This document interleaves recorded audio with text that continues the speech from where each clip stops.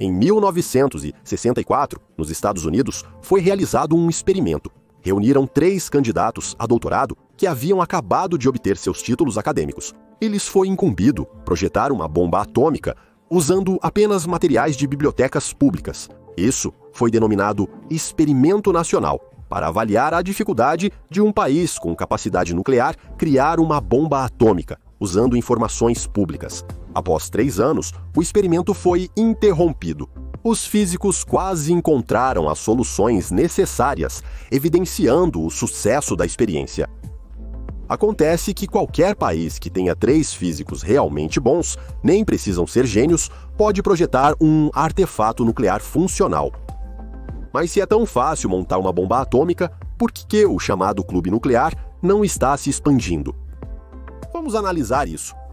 O clube nuclear é o grupo de países que conseguiram desenvolver, produzir e testar armas nucleares de destruição em massa. Conforme o Tratado de Não Proliferação de Armas Nucleares de 1968. Os Estados Unidos da América-Rússia, Reino Unido, França e China são reconhecidos como antigas potências nucleares.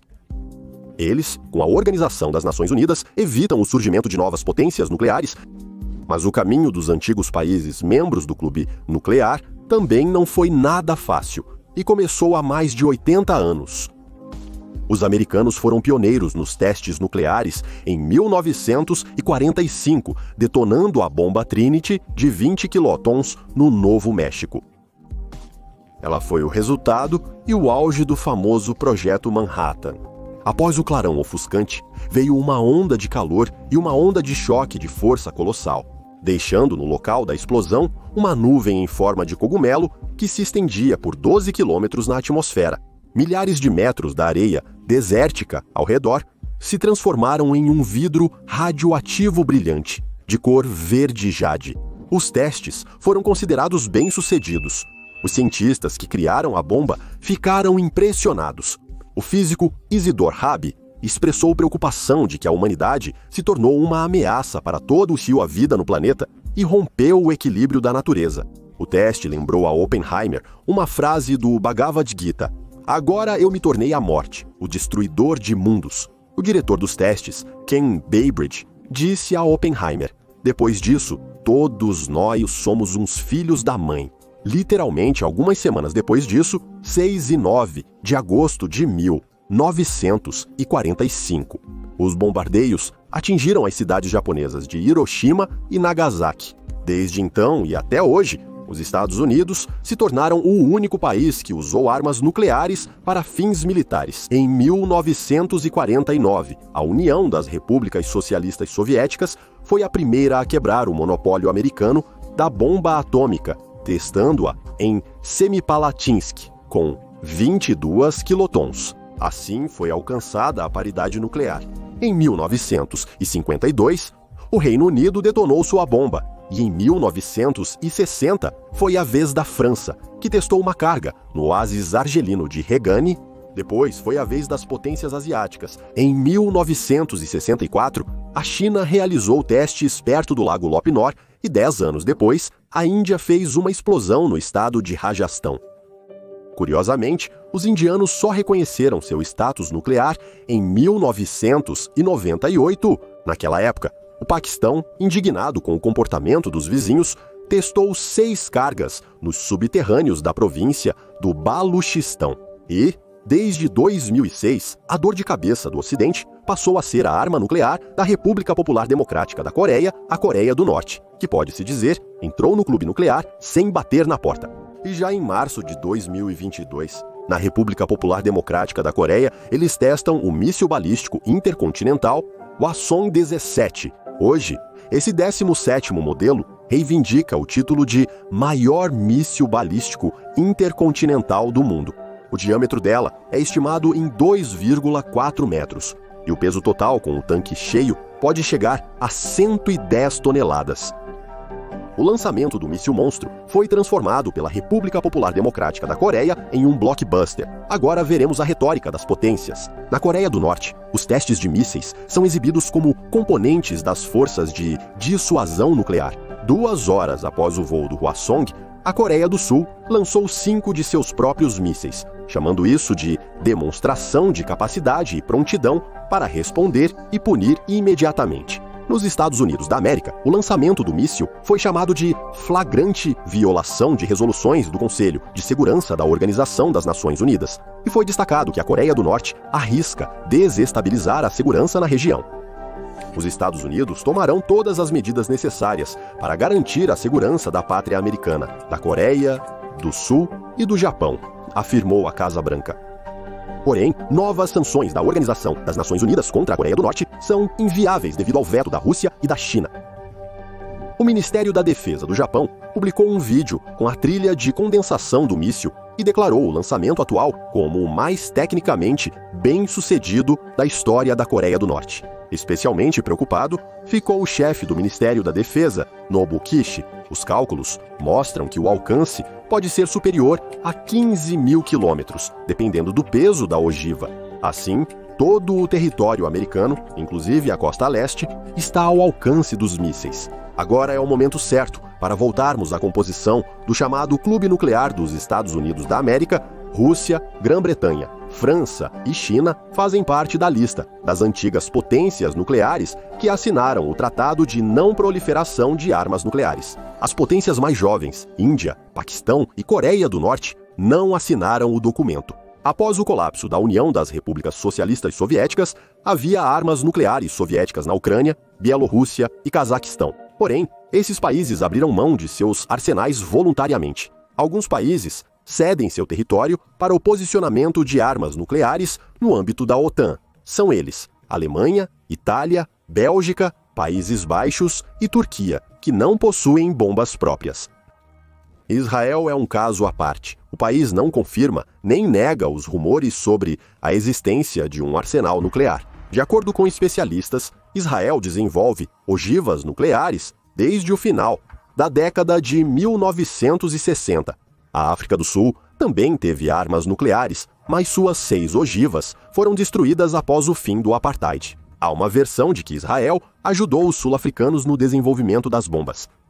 Em 2015, o Irã foi acusado de tentar obter armas nucleares sob o pretexto de um programa independente de energia nuclear. Teherã e o Grupo dos 6, Estados Unidos, Grã-Bretanha, França, Alemanha, Rússia e China, assinaram um acordo sobre o programa nuclear iraniano. O Plano de Ação Conjunto Global previa a suspensão gradual das sanções em troca da interrupção de desenvolvimentos potencialmente perigosos. Esse processo não ocorre sem obstáculos. No início de 2022, a Federação de Cientistas Americanos contabilizou cerca de 12.700 ogivas nucleares à disposição de 9 países. Cerca de 90% das armas pertencem aos Estados Unidos da América e à Rússia. Aqui está a divisão, em números, de como as ogivas estão distribuídas no clube nuclear. Rússia, 5.977. Estados Unidos da América, 5.428. China, 350. França, 290. Reino Unido, 225. Paquistão, 165. Índia, 160. Israel, 90. Coreia do Norte, 20. No entanto, é importante lembrar que nenhum país revela o número exato de ogivas em seu arsenal. Além disso, cerca de 1/4 das armas nucleares do mundo foram retiradas de serviço, mas ainda não foram desmontadas. Agora, vamos voltar à questão de quão fácil é tecnologicamente entrar para o clube nuclear. O que é necessário para fazer uma bomba nuclear? Existem 2 esquemas mais simples de munição atômica, o implosivo e o tipo canhão, além de seus híbridos. O tipo canhão é considerado um pouco mais simples. Nele, um pedaço de urânio-235 é literalmente disparado por uma carga de pólvora contra um alvo com a mesma composição. O essencial é que esse elemento no pedaço deve ter pelo menos 80% de pureza, sendo o ideal mais de 90%.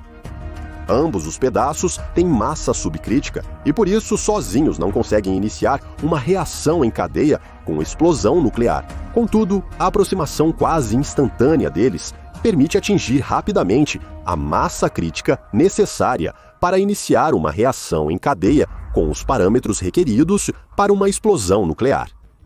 A velocidade de aproximação dos dois pedaços, como em um disparo de canhão, é criticamente importante aqui, porque se for muito baixa, a reação em cadeia terá tempo de aquecer os pedaços e iniciar o processo de evaporação deles. Nesse caso, a potência da explosão será bastante reduzida. A estrutura do canhão é simples. Se houver urânio-235 com o enriquecimento necessário, qualquer fábrica de artilharia pode fabricar o próprio canhão. Foi exatamente esse tipo de bomba que caiu sobre Hiroshima em 6 de agosto de 1945. A facilidade de fabricar esse tipo de munição também tem seu lado negativo. A massa crítica para uma explosão atômica excede 15 quilos. Na bomba de Hiroshima, as peças estavam desalinhadas e com excesso de urânio. Uma massa maior do artefato não só o torna menos compacto. Para onde? Um problema mais sério é que o material físsil enriquecido com urânio-235, é muito difícil de obter. No urânio natural, o isótopo 235 representa apenas 0,7% e o restante é o urânio-238, que é mais pesado e não sustenta uma reação em cadeia. Durante o Projeto Manhattan, os Estados Unidos da América usaram um processo de difusão de alta demanda energética para elevar a concentração do isótopo 235 a 80% a 90%. Nesse processo, primeiro o urânio é fluoretado até hexafluoreto de urânio, depois aquecido até 56,4 graus Celsius, fazendo com que o hexafluoreto ferva. Na forma gasosa, ele passa por uma série de membranas. O urânio mais pesado, o 2388, é gradualmente separado e, no final, obtém-se o enriquecimento do isótopo 235.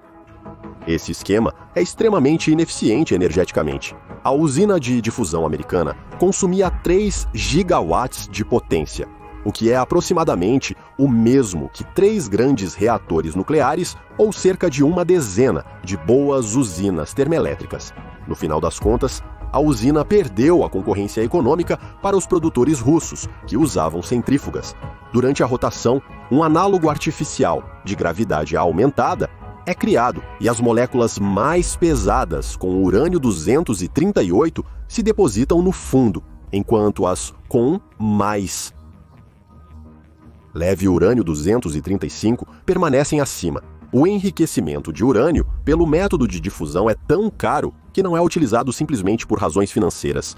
E o uso da tecnologia de centrifugação a gás exige um nível tecnológico extremamente alto do executor. Para exemplificar, quando a cortina de ferro caiu nos anos 90, os produtores russos de combustível, agora a empresa TVEL, começaram a fornecer para o mercado internacional e ficou evidente que o combustível deles era mais barato. Portanto, os Estados Unidos desejaram construir suas próprias centrífugas a gás para competir de igual para igual com a Rússia.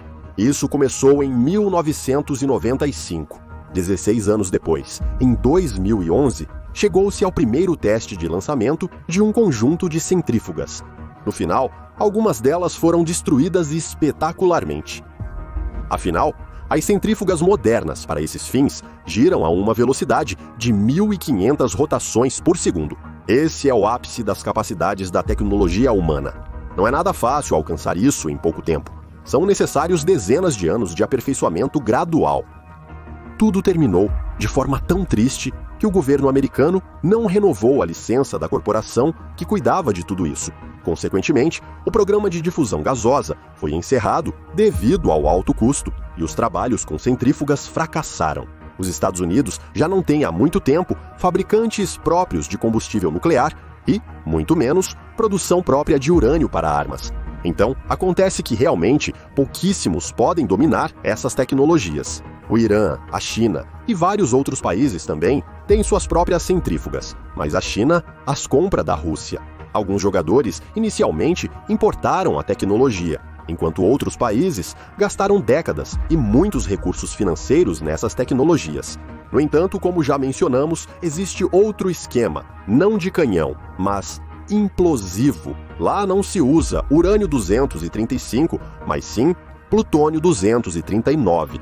A diferença fundamental aqui é que o plutônio pode ser obtido sem essas duas condições incômodas. ou das primeiras, instalações de difusão caras em termos de energia e financeiramente, ou das segundas, instalações de centrífuga de alta complexidade.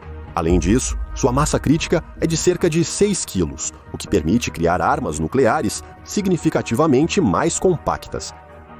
Aqui, por exemplo, um anel de plutônio 239 com 11 centímetros de diâmetro e peso de 5,3 quilos de fabricação americana.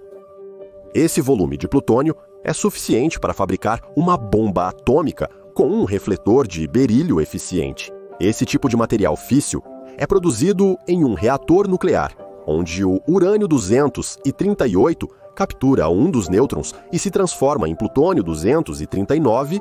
De fato, aqui também não é tão fácil. Se o urânio-238 for exposto ao fluxo de nêutrons do reator por muito tempo, haverá material demais ali. Plutônio-240, ele se forma quando o urânio-238 captura um nêutron, se transforma em plutônio-239 e imediatamente captura um segundo nêutron, tornando-se plutônio-240. O último emite uma radiação de nêutrons muito forte, e se houver mais de 7% dele no plutônio destinado a armas nucleares, a probabilidade de fracasso de todo o projeto aumenta drasticamente. Afinal, o esquema de implosão envolve uma explosão que comprime o elemento de plutônio da estrutura, com uma radiação de nêutrons muito alta, já no início da explosão, que cria as condições para a explosão nuclear. O material físsil vai aquecer e evaporar prematuramente antes mesmo de ocorrer a reação completa. Isso destruirá a ogiva nuclear, mas não gerará a explosão com a força planejada. O resultado será um estalo muito caro, mas relativamente seguro.